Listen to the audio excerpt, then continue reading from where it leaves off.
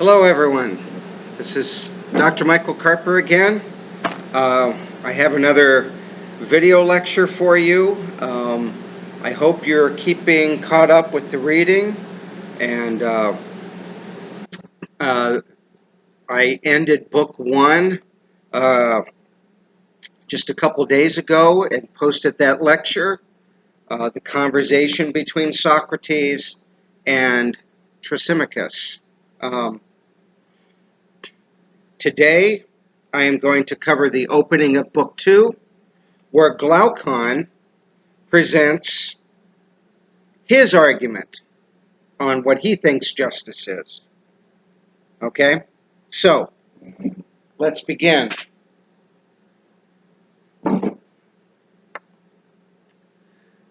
Glaucon begins by giving an indication to Socrates that he's not fully persuaded by Socrates' arguments, right? He asks Socrates, do you want to seem to have persuaded us or to really persuade us? Right? So, he says, let me present an even tougher argument than Thrasymachus to let you see what I believe to be the true problem of justice, okay? He begins by laying out 3 goods. Did you notice that? He begins by laying out 3 kinds of good.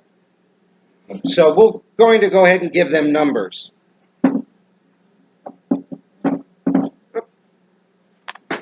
Okay, so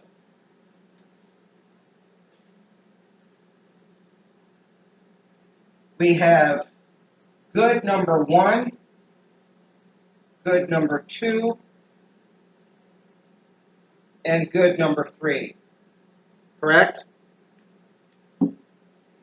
The first sort of good, if you remember, is the kind of good that Glaucon calls goods in themselves. I'm going to abbreviate, okay? Goods in themselves. GIT, goods in themselves. Something that's intrinsically good. We pursue these kinds of goods, he says, because we just like the thing itself. We see the thing, the activity itself as good. We're not seeing it as a means towards some other good. Okay? What are some examples of this? Simple enjoyments would be good examples here.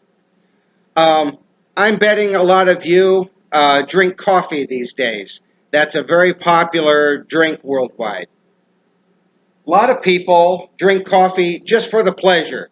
They enjoy the coffee, right? Listening to music would be another example. A lot of people listen to music just because they want to listen to some music. And they want to enjoy their favorite songs. If I may say so, sex oftentimes is engaged in for this reason, correct? As a good in itself.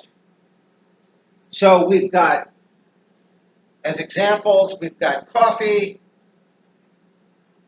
we've got music, sex,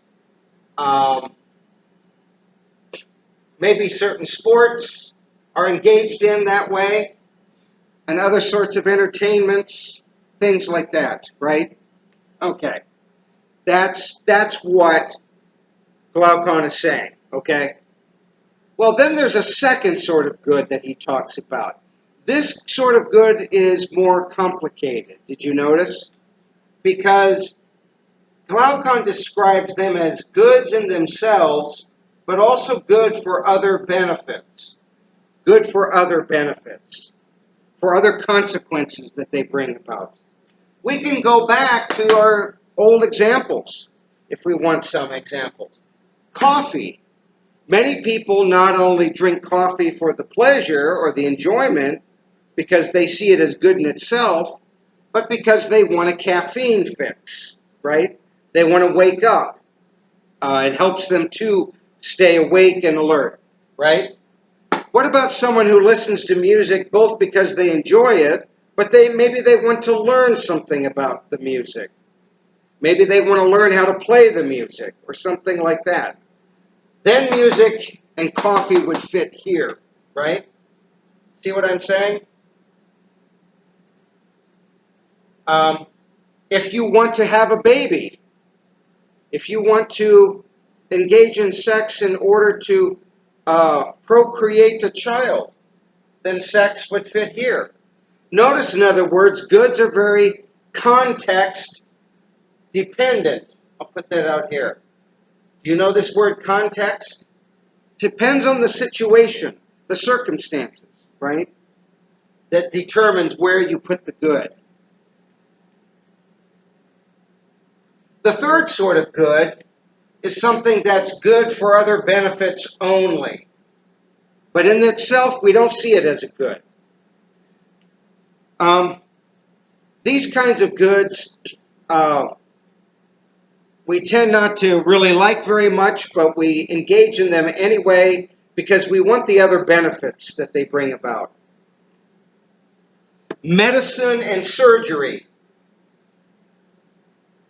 would be examples here, right?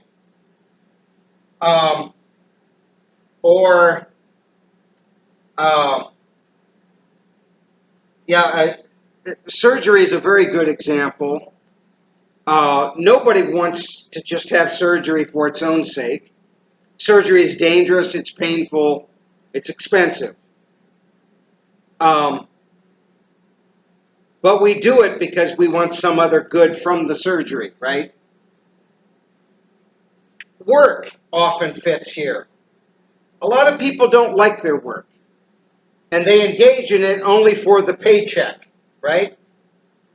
Only for the money that they get from it, correct? Although, what about people who love their work, but they also love the paycheck? Well, then work would come up here, correct? It would be in good number 2. See how this works? And so on. Many people would put exercise here in good number 3. They don't like exercise, but they do it anyway because they want to be and look healthy, correct? They want to look trim and fit. Maybe they want to attract someone from the opposite sex, go out on dates, be more attractive in that way, right? So exercise would go here. But there are people who enjoy exercising too, in which case then exercise would be up here, right? And so on. So do you see how these goods work? This is a classification scheme that Glaucon is using in order to talk about good or goods. And why is he doing this? Well, he wants to ask the question, obviously, Socrates, where would you place justice? What sort of good is it? Right? And how does Socrates answer that question? He says, I would put it in the finest kind of good, the middle category. It's good in itself, and it brings about other benefits. Right? Is that where justice belongs? What do you think? Well, is that where Glaucon puts it? No, as he continues to talk, he says, that's not how most people think about it, Socrates. Most people put justice where? I'll give you a moment to answer. They put justice here in the third sort of good, correct? It's a burden in itself. It's not good in itself, but it brings about other sorts of goods. If you get a good reputation, for example, then you can get a better job and people will like you more and all those other benefits, right? So the question is, where is justice? Which sort of good is justice? Notice we're adding to our list of questions about justice. Remember the 3 questions at the end of Book 1? What is justice? Is it a strength or a weakness? Can it make us happy or unhappy? Remember those? Now we can add the question, what sort of good is justice? 1, 2, or 3? Socrates puts it here in the middle. Glaucon puts it here in the last category. What do you think? Now, well, to make his point, Glaucon goes on to define justice in the second part of his discussion. Right? And how does he define it? He starts talking about how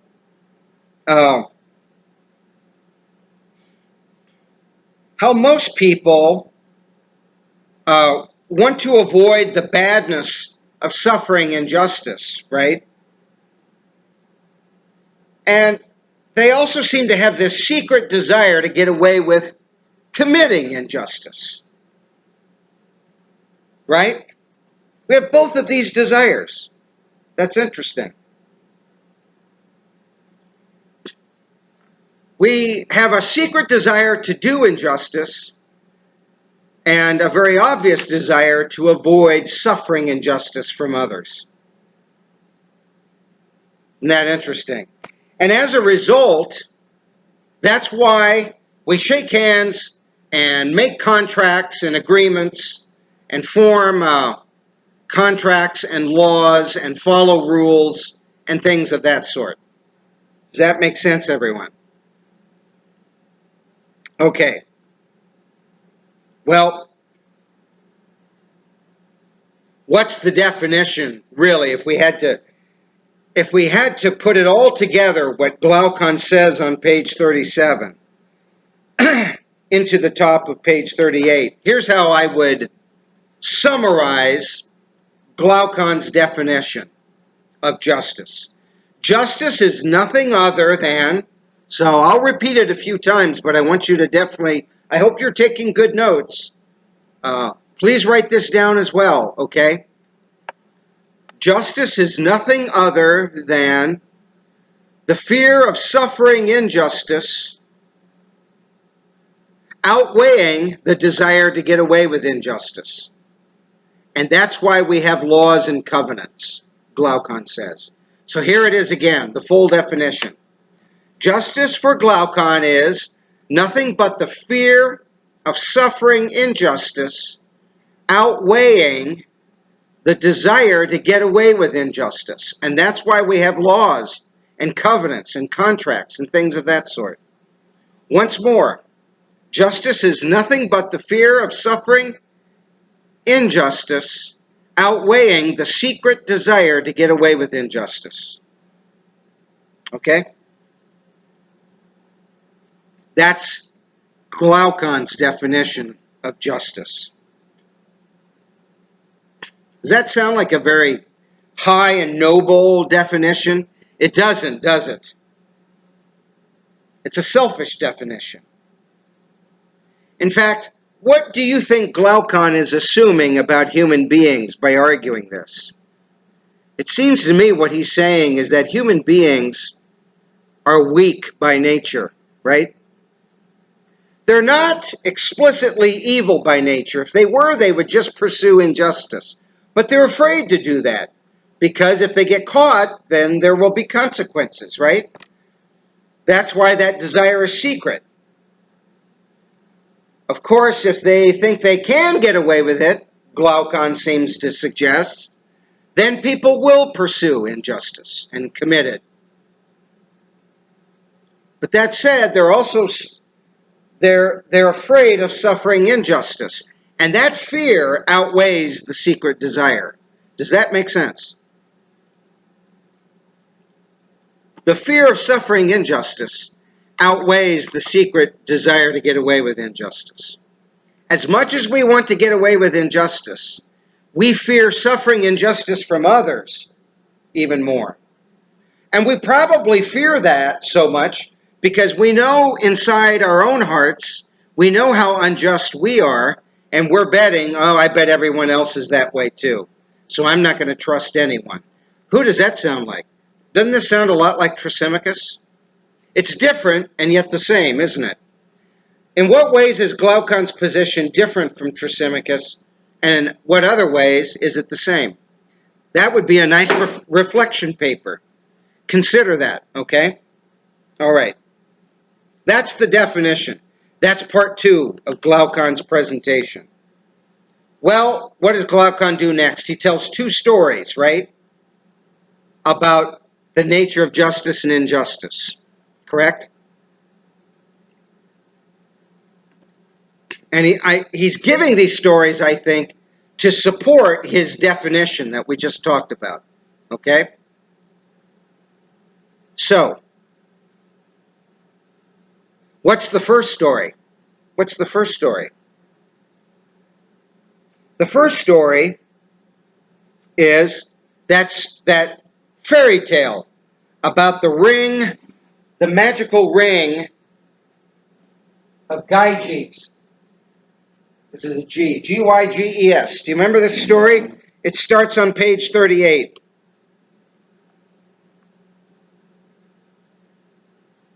This shepherd discovers this tomb, correct? That an earthquake reveals. And he explores in it, and he goes exploring in it, and he finds this magical ring that he realizes makes him invisible when he twists it a certain way on his finger. Remember that? Yeah. And once he figures this out, what does this shepherd do with that ring? What does he do? It's interesting. The moment he figures out that he has the power of invisibility, right? He seduces the king's wife.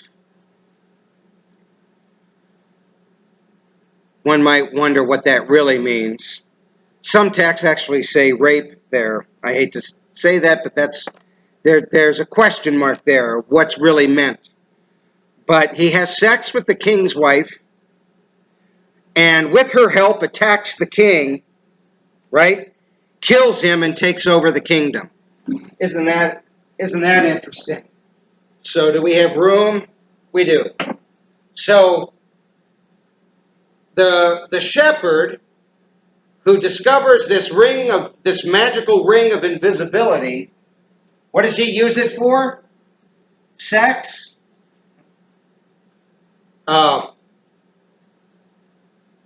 murder, and power.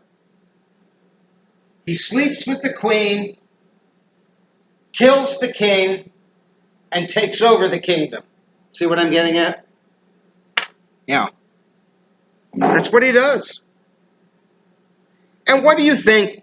Why is Plato raising a fairy tale like that here? What's the real point here? I think one of the points is this. Plato is indirectly asking each of us, the reader, we are all readers of Plato, he's asking the reader, he's confronting the reader with a very important question. If you found a ring like this, if you had the power of invisibility, how would you use it? What would you do with it? You think most people think they are quite just, don't they? Are they? If they really had a power like this ring gives, don't you think they'd still use it? And that's exactly what Glaucon argues, right? He says, give this ring to an unjust man and give another to the just man, and in the long run, they will both be behaving eventually pretty much in the same manner.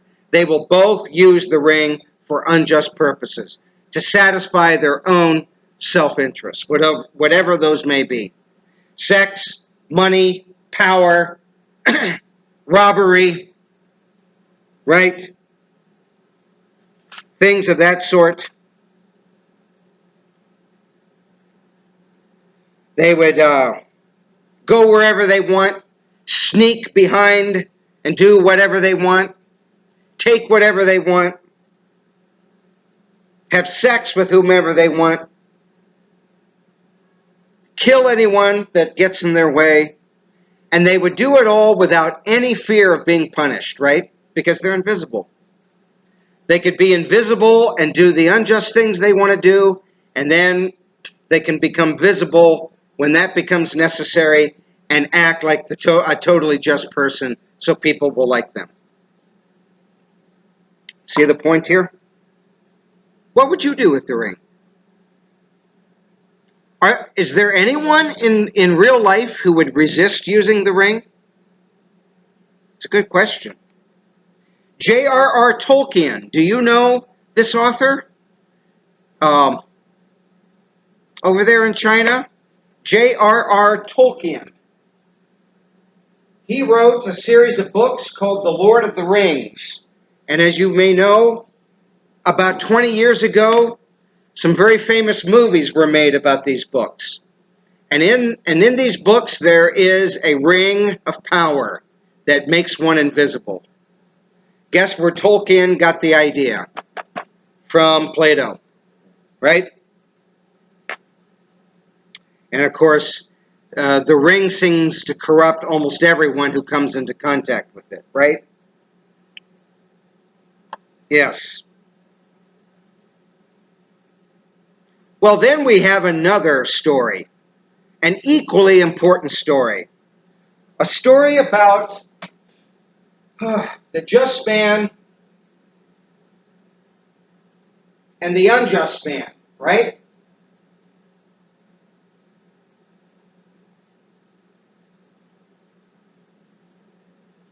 And let's focus on the just man, because what Glaucon is doing here is very interesting. He says, suppose we have a just man who's very just, and his real interest is in being just, but not necessarily appearing to be just. In fact, let's go even further, he says. Let's say we have a just man who is in fact just, but he appears to be very unjust to everyone else around him. What would happen to that man? What would be the consequences of that? It's a great idea, don't you think? Yeah. Well, first of all, and again, I hope we have enough room here. Wish this weren't here. I'm going to erase this and put this stuff down on the bottom here, okay?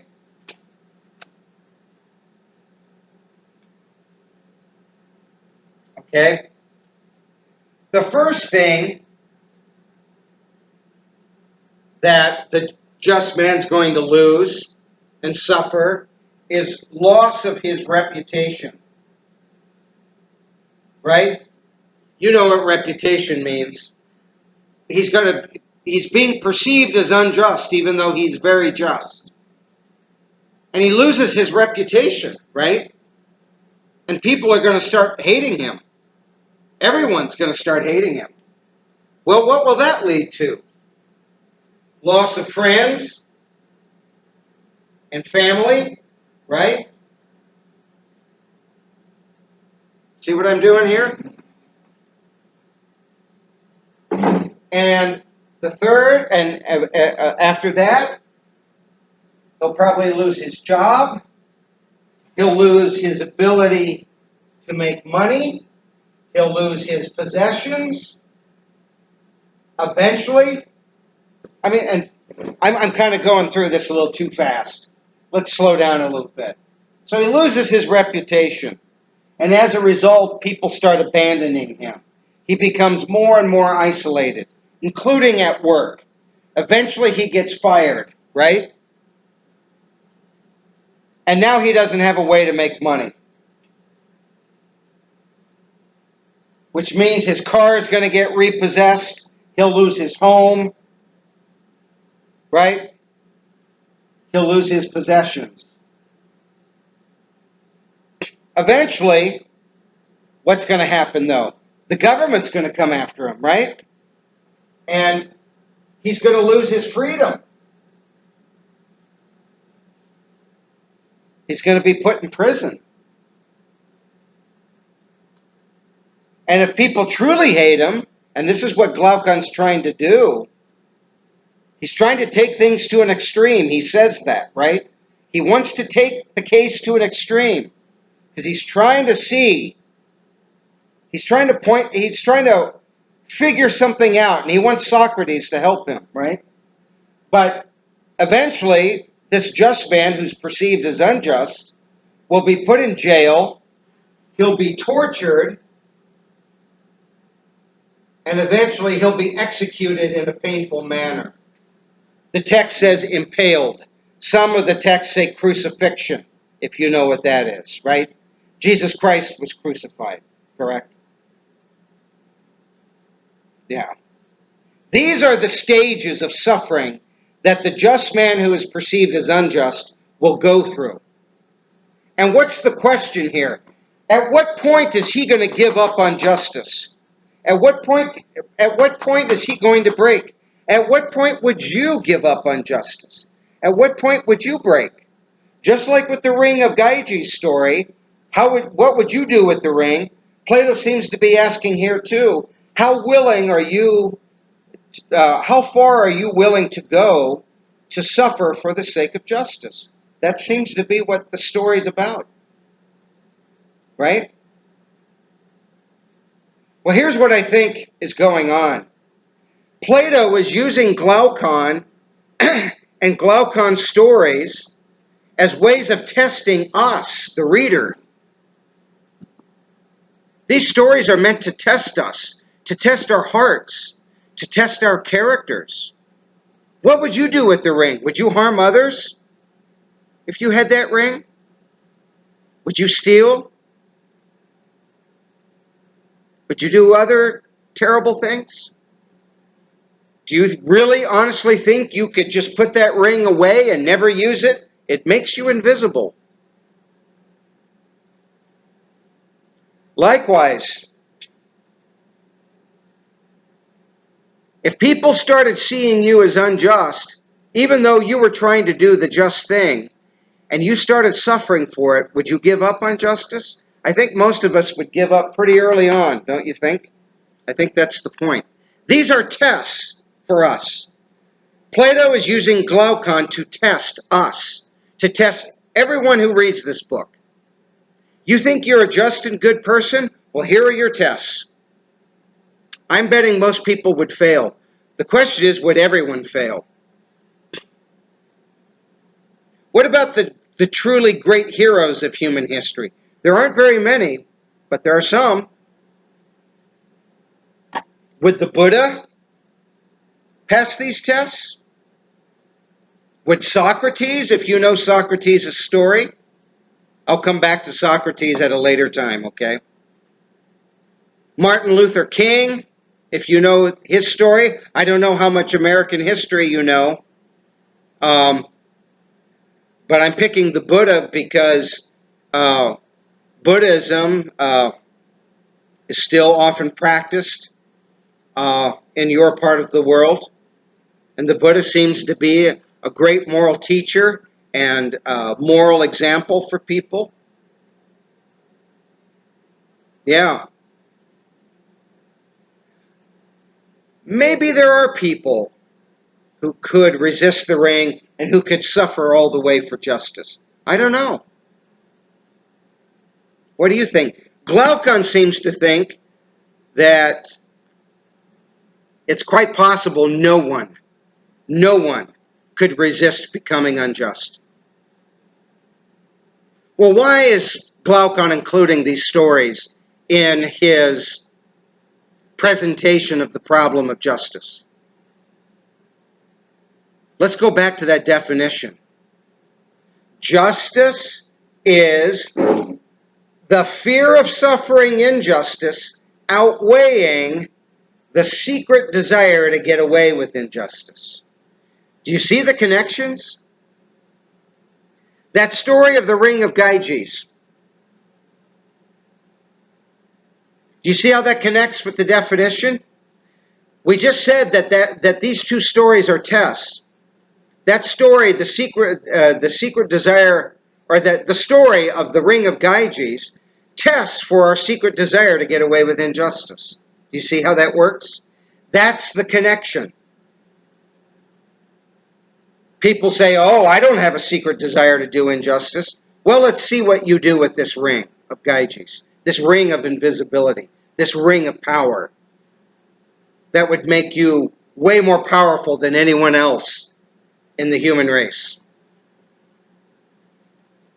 Likewise, the definition states that we fear the suffering of injustice. We fear the suffering of injustice. We fear that more even than the desire to get away with injustice. Well, what is that second story testing for? That fear of suffering injustice. How far could you go to suffer for the sake of justice? How much injustice could you suffer before you would break? So that fits that component, that part of the definition. So we have two parts of that definition. Justice is the fear of suffering injustice, tested by the just man who's perceived as unjust and who suffers for that. That fear of suffering injustice outweighs the desire to get away with injustice, which is tested for by the story of the ring of Gyges, the ring of invisibility. Do you see how all this connects? And why is Glaucon doing all of this? Because he wants to know if justice can be a good in itself. He thinks most people would put it here. Socrates puts it here. But Glaucon wants to know, can it be put here?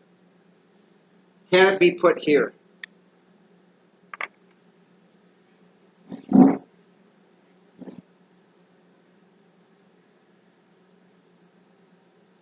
Can it be put in the very first category?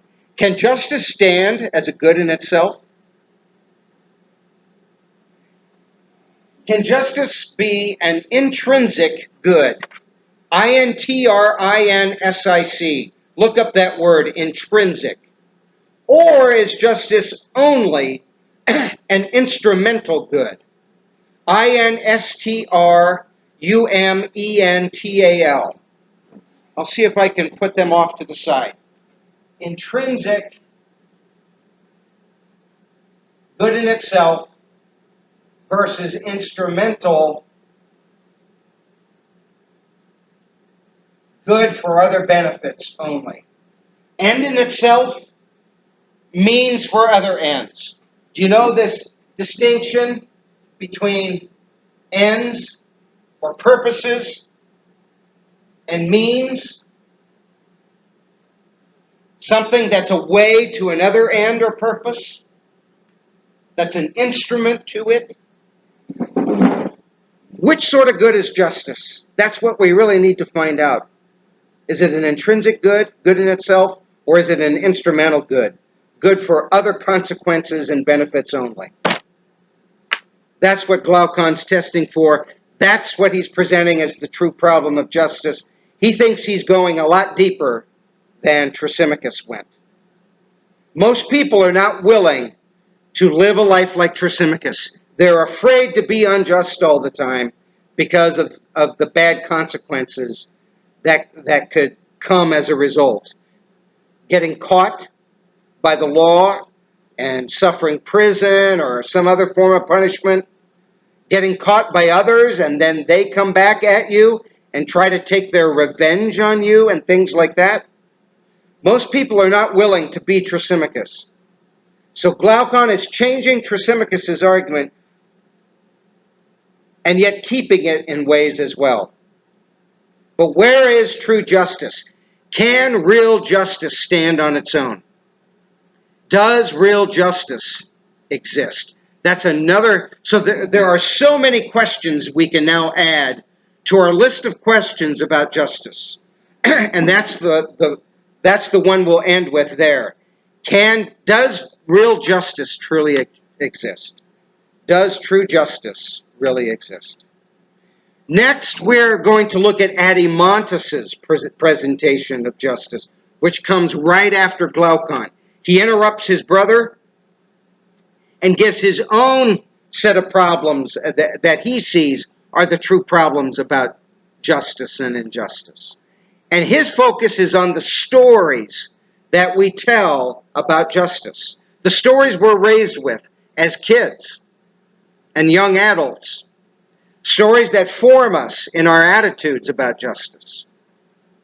That's what Adeimantus focuses on. And then after that, we will look at two different cities that get built. I hope you've read book 2 by now. Two different cities.